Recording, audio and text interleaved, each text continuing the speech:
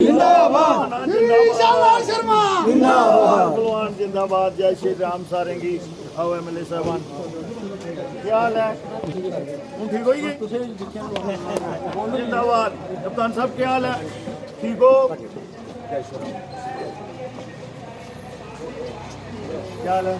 थोड़ा सा इसमें जो आपने ओपनिंग की है उसमें मैं ऐड ऑन करूँगा कि मेरे साथ आज हम 5 लोग थे, रजौरी गए थे और लीडर ऑफ द अपोजिशन जो है उन्होंने आज दिल्ली जाना था, वो हमसे चले गए। और इस समय मेरे साथ ऑनरेबल MLA भद्रवाह दलीप सिंह परिहार जी जो हैं वो भी यहाँ विराजमान हैं। MLA रामनगर जो हैं हमारे सुनील भारद्वाज जी, बहुत ही यंग एनर्जेटिक और आंकड़ों का रखने और पढ़े लिखे, ये भी मेरे साथ हैं। तो मुझे लगता है कि ये हमारी कोलेक्टिव जो भी हम स्टेटमेंट देंगे आप लोगों को, ये मेरी पार्टी की तरफ से होगी और कोलेक्टिवली जो हम MLA हैं इनकी तरफ से होगी। आपने सवाल जो है, जो बर्निंग इशू जो है वो ये पूछा है, ये बहुत क्रॉनिक इशू है। 94 से ऑनवर्ड अगर आप देखेंगे तो टाइम टू टाइम लगाए इन लोगों ने, लेकिन उन लोगों के साथ इंसाफ नहीं किया। क्योंकि मैं इस चीज़ को 2004 से देख रहा हूँ और उनमें से बहुत से लोग जो हैं वो घर पे चले गए, उनको रिटायर्ड नहीं हम कह सकते, उनको मिला ही कुछ नहीं, और ऑलमोस्ट 5 से 10% इस दुनिया को छोड़ के चले गए।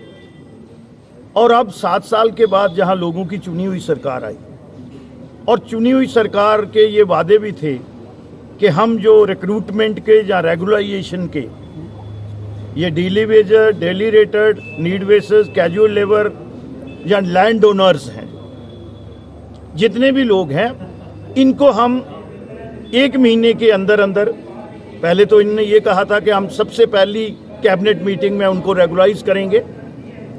आज उस सरकार को बने हुए 5 महीने और 10 दिन हो गए।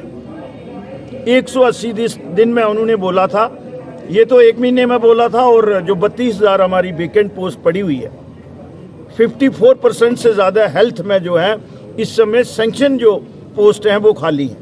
इसी तरीके से एजुकेशन में डॉक्टर साहब ने भी सवाल पूछा, ये भी एक दिन हेल्थ के बारे में पूछ रहे थे। तो ऑलमोस्ट मुझे लगता है टीचर्स की भी असामियाँ खाली हैं। ये जो इशू है ये ह्यूमन इशू है, और ऑनरेबल चीफ मिनिस्टर साहब कहते तो हैं कि ह्यूमन इशू है, तो फिर उसको एड्रेस करने के लिए सरकार की अप्रोच भी ह्यूमन होनी चाहिए। लेकिन मुझे लगता है कि कहीं ना कहीं सरकार संवेदनशील नहीं है।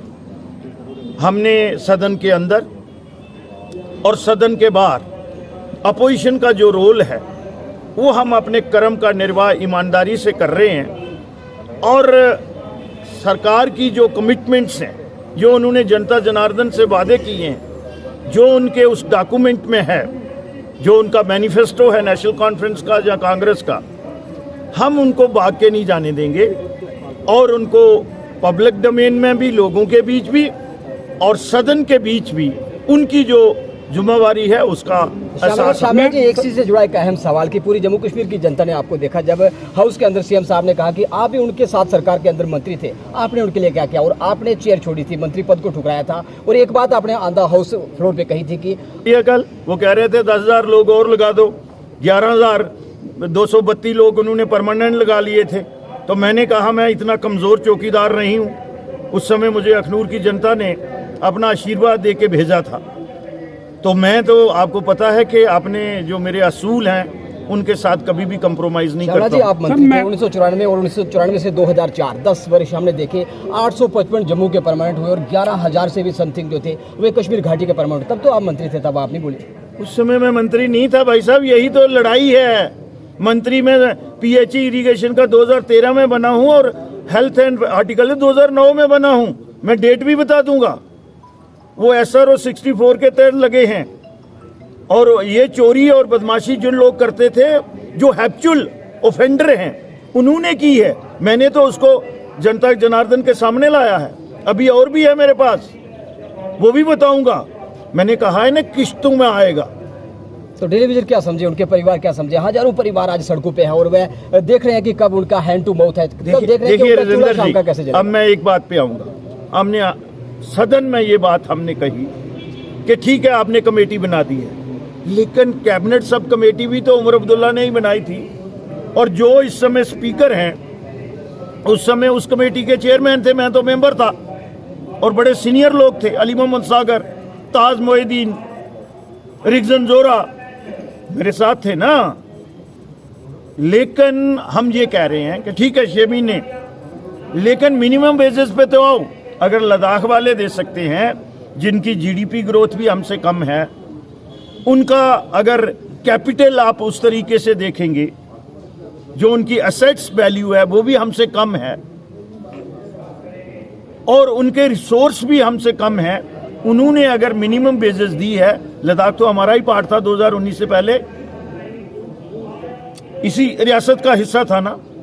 अगर वो दे सकते हैं और वो भी ये कह रहे हैं, वो भी कोई ये बात नहीं है। और हम तो ये कह रहे थे कि पहले उनको उनके साथ बात करो। इतनी आपने संवेदनशील, सरकार का काम होता है संवेदनशील होना, लेकिन इतने मैंने हाई हेडेड सरकार कभी नहीं देखी। जम्मू कश्मीर के डेली विजरों की हक की लड़ाई श्यामलाल शर्मा लड़ रहे हैं, और जम्मू कश्मीर सरकार के उप मुख्यमंत्री कहते हैं कि ये जो डेली विजर है ये बीजेपी प्लांटेड है। क्या आपके वर्कर डेली विजर भी हैं? एक तरफ वो ये कह रहे हैं कि ये हमने लगाए हुए हैं, उनके डिप्टी चीफ मिनिस्टर उनके साथ ही बैठे थे, राइट साइड पे ऐसे ऐसे करके कह रहे थे हमने लगाए हैं, हम ही पक्के करेंगे। कब करोगे? आप लोगों को आपकी अपनी सरकार का भरोसा नहीं है। अगर आप इस तरह के लोगों की सेवा करोगे तो ऊपर वाला भी देखता है कि आप लोग ने जो वादा खिलाफी कर रहे हो, इतना धोखा लोगों के साथ कर रहे हो, तो सरकार भी उसके लिए अकाउंटेबल है ना।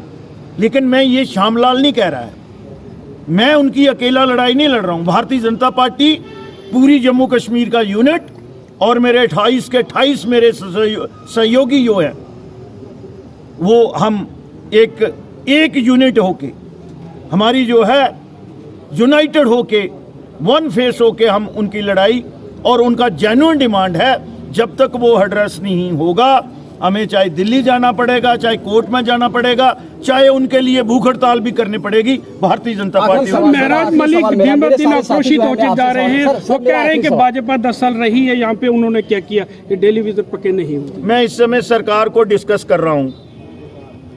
कल ही मैंने कहा है कि ये प्राणी कौन है जिसका नाम आप ले रहे हैं, और मैंने ये शब्द भी कहा था, हालांकि बनता नहीं है, कि ऐरा गैरा नथु खैरा। हम लोग डिस्कस नहीं करते हैं।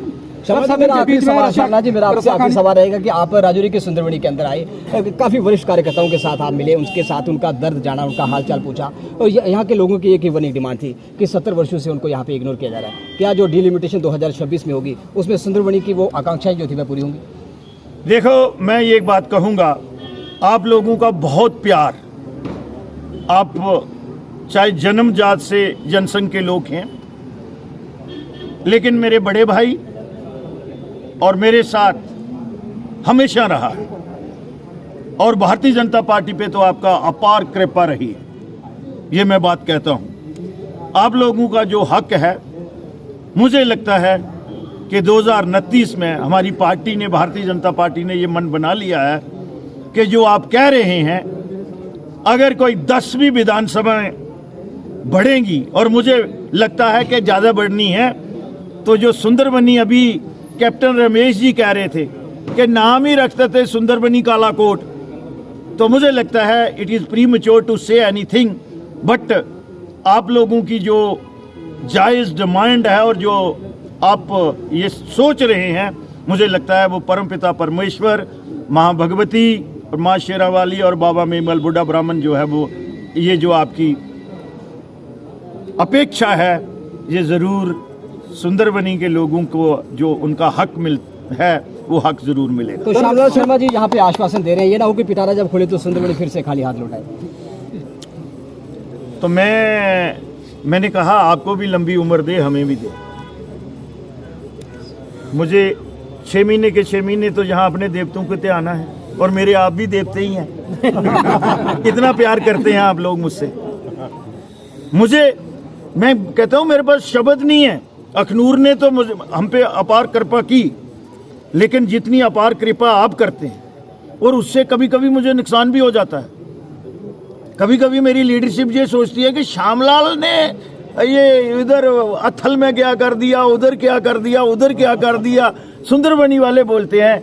लेकिन मैं अपनी पार्टी का भी धन्यवाद करता हूं और ये अब मौका नहीं आपको मिलेगा कि श्यामलाल जहां आप लोगों को शर्मिंदगी उठाने पड़ेगी, आपको अपना हक मिलेगा और अलग विधानसभा में। कुछ जिन्हें अपना मालिकाना हक अभी तक नहीं मिला है, वो भी प्रोटेस्ट कर रहे थे पिछले दिनों। आज के विधायक श्यामलाल शर्मा जी इस समय देखिए मेरे भाई, इस हाउस में 3 दिन और अभी कार्रवाई चलनी है और on the floor of the house incharge minister revenue, जो जम्मू कश्मीर स्टेट के चीफ मिनिस्टर भी हैं, उन्होंने ये बात सदन के पटल पर कही है कि ये जो रेवेन्यू को पर्टेन करते हैं, चाहे गैर मुमकिन खड्ड हो या लैंड यूज हो, ये सारी बातें उन्होंने कही हैं। ये अलाटी, लोकल अलाटी, ये सब इशू जो हैं 1 बाय 1 वो कह रहे हैं कि विधायक जन जो है उनके साथ बैठ के इनको हम एड्रेस करेंगे। सर, सदन के बीच में रस्सा कानून की बात खींचाखींची चल रही है, मगर युवाओं के जो है रोजगार को लेकर कोई भी बात नहीं हो रही। सर, क्या युवा ऐसे ही जीतेंगे और जो लीडर जीतेंगे उनकी बात नहीं होगी और वो दर बदर की ठोकरें खाते रहेंगे? मेरे भाई 32,000 पोस्ट सैंक्शन पोस्ट खाली है, वही उसी के लिए सरकार को अकाउंटेबल। और मुझे खुशी है कि जो सवाल हम लोगों ने उठाए, आज चीफ सेक्रेटरी जो है उसकी मीटिंग 3 बजे ले रहा है, ले ली होगी, और उसमें आप देखना कि वो सारी चीजें हैं। सर्विस सिलेक्शन बोर्ड को कितनी पोस्टें हैं, डीपीसी वाले जो हमने बोला था कि जीएडी की फंक्शनिंग क्या है, आज मुझे किसी ने वो ऑर्डर भेजा है, वो चीफ सेक्रेटरी जो है। हमारा काम है सरकार को टो पे लाना, सरकार को अकाउंटेबल बनाना। We are in the opposition, और अपोजिशन का जो कार्य है वो हम पूरी अपनी निष्ठा से निभाने की कोशिश कर रहे हैं। धन्यवाद।